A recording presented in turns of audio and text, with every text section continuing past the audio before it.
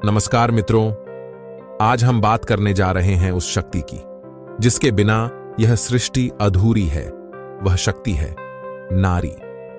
हिंदू धर्म ने हमेशा सिखाया है कि स्त्री केवल एक व्यक्ति नहीं बल्कि एक ऊर्जा है, सृजन की आधारशिला है। वह मां है जो जीवन देती है, वह लक्ष्मी है जो घर में समृद्धि लाती है, वह सरस्वती है जो ज्ञान का प्रकाश फैलाती है, और वह दुर्गा है जो अन्याय के खिलाफ खड़ी होती है। हमारे धर्म ग्रंथों में स्पष्ट कहा गया है, यत्र नार्यस्तु पूज्यन्ते रमणते तत्र देवता। जहां नारी का सम्मान होता है वहीं देवता निवास करते हैं। इसका अर्थ है कि किसी समाज की पवित्रता और समृद्धि इस बात पर निर्भर करती है कि वह अपनी स्त्रियों का कितना आदर करता है।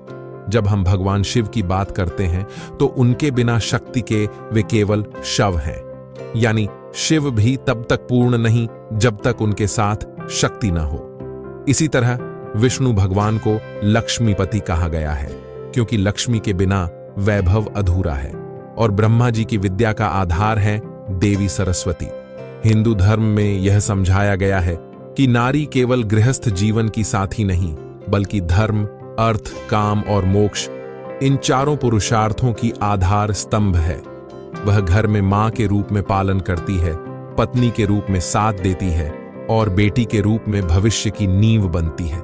इतिहास के पन्ने खोलिए, सीता माता का धैर्य, रानी लक्ष्मीबाई का साहस, मीराबाई की भक्ति और अहिल्याबाई होलकर का धर्मनिष्ठ शासन। हर युग में नारी ने दिखाया है कि शक्ति केवल युद्ध में नहीं बल्कि प्रेम, त्याग और करुणा में भी होती है। नारी का सम्मान केवल पूजा या आरती तक सीमित नहीं होना चाहिए। सच्चा सम्मान तब है जब हम हर स्त्री को देवी का रूप माने, चाहे वह घर संभालने वाली गृहिणी हो या परिवार को दिशा देने वाली बहन हो या समाज में बदलाव लाने वाली बेटी।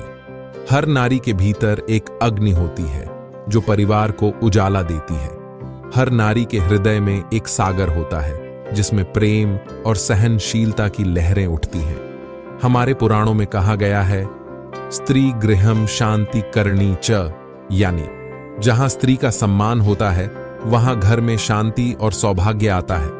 लेकिन आज के समय में जब समाज तेजी से बदल रहा है तो यह याद रखना और भी जरूरी हो गया है कि नारी को सम्मान देना केवल एक कर्तव्य नहीं बल्कि एक संस्कार है।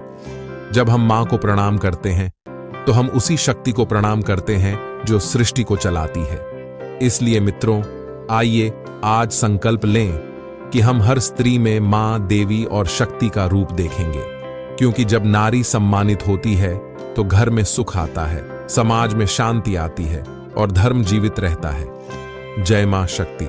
नारी ही सृष्टि की जननी है, उसका सम्मान ही सच्चा धर्म है।